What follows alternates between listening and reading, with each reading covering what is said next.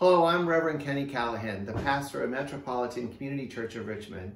The sacred text for this Sunday's service is taken from Matthew's story, the 22nd chapter, verses 15 to 22.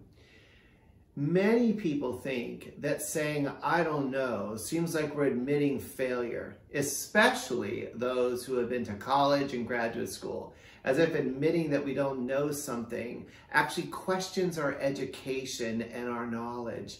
But I'd like to suggest another possibility. I think that when telling someone, "I don't know," that offers an invitation for them to share what they know, or sometimes, even better yet, to join together in figuring something out. This becomes especially true when you combine those three words, "I don't know," with four other words, "What do you think?" This week's sacred text offers an excellent opportunity to do just that. The Pharisees are once again trying to trap Jesus, this time by asking a politically loaded question. Is it lawful to pay taxes to the emperor? And Jesus dead stops them in their tracks by replying, "Give to Caesar what belongs to Caesar, and to God what belongs to God." What a fabulous answer, don't you think? Except, what exactly does it mean? So is Jesus trying to say that we owe nothing to a false god like Caesar and should reserve all things for God? I don't know. What do you think? Or is he inviting us to recognize that while we may in fact owe the emperors of this world some things like taxes, we owe God other things like every part of our lives? I don't know. What do you think? Or is Jesus instead inviting us to avoid giving our allegiance to material things that our coins can buy, and instead demanding our ultimate devotion go to God? Again, I don't know. What do you think? Now, I want to be clear. I want you to know that this isn't just some tricky, clever exercise. I really don't know. And I really am interested in what you think. And I wish that we could talk it over in person.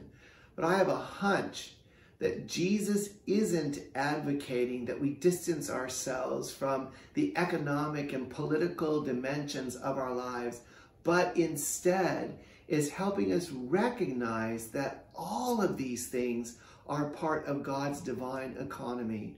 I think Jesus invites us, actually demands us, to be thinking regularly and relentlessly about how all of our decisions, what we buy, who we vote for, how we spend our money, should be shaped by our faith, because the whole world is God's and everything in it, including us. But what exactly does that mean? Or more to the point, how should our faith actually shape our daily decisions, particularly our economic ones? As it turns out, this can be incredibly tricky business. More than that, there's not a person of faith that I know who doesn't think about these things a fair amount.